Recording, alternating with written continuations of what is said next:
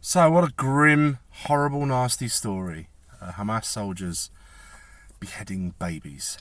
My memory went to two things simultaneously.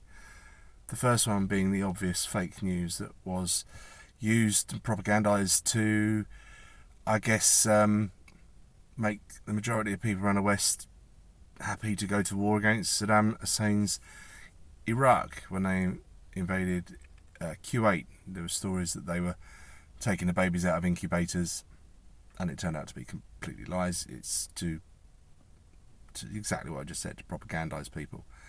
So obviously, there's quite a large portion of my brain thinking that this is a bullshit story, but I don't know. I sit on the fence, I guess. I get so many splinters in my bum from always sitting on the fence, but there's that. And the other one was the Lauren Southern documentary about the plight of the white farmers in South Africa, and I believe genuine stories of them obviously just massacring families and torturing them, but also like, sorry, this is extremely horrible and needs an 18 certificate, I guess, but throwing babies alive into pots of boiling water and things like that. I mean, just pure evil. So, do I believe that Hamas soldiers would behead babies? Yeah, I do. I believe that when you have a religion, a belief system that holds up as an example of a perfect man, this is their prophet, who beheaded, was it the legend, is it 500 Jews in a day?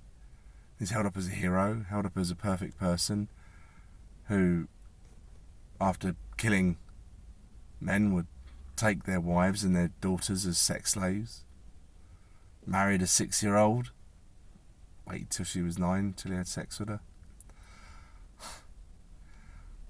I hate that religion. I can't stand it. It's it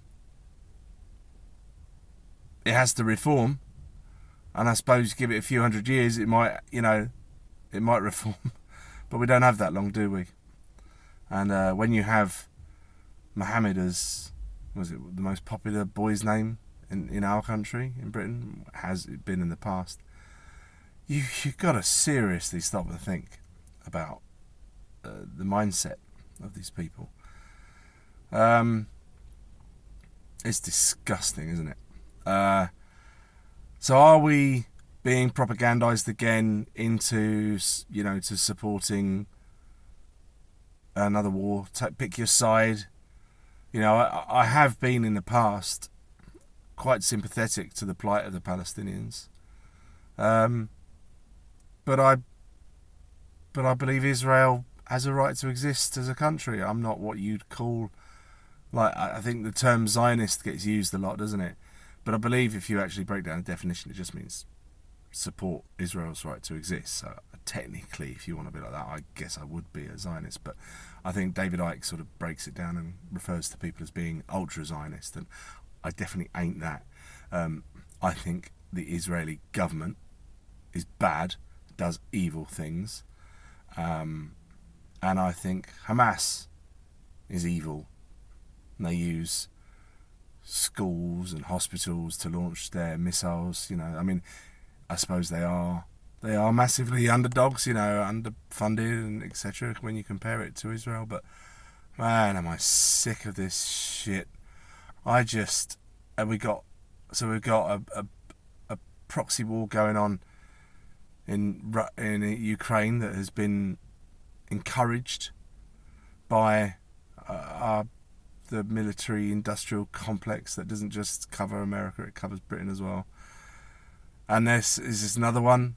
Yeah, more war, more weapons. I mean, Hamas using weapons that the Merchant of Death, the guy that was released for a pothead, 6 foot bloody 10 whatever stupid woman basketball player who got herself arrested in Russia for having drugs in her. Is he now facilitating the transfer of weapons that we're sending to Ukraine to Hamas or to Iran who are giving it. I mean, just these absolute cunts. I hate these people. But yeah, so what? We're gonna have a second war. Is China going to invade Taiwan next? I mean, what are these people doing? That the people that just salivate. It's not just about money, is it? With these people, the people at the David Icke would say again, the centre of the web.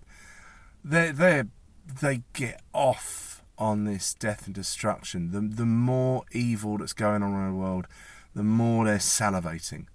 They're sickening, evil scum.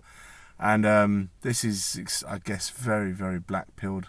I normally like to try to give people a white pill at the end, but I mean, I just don't know what it is on this one. Is it that just there has to be some sort of global conflict?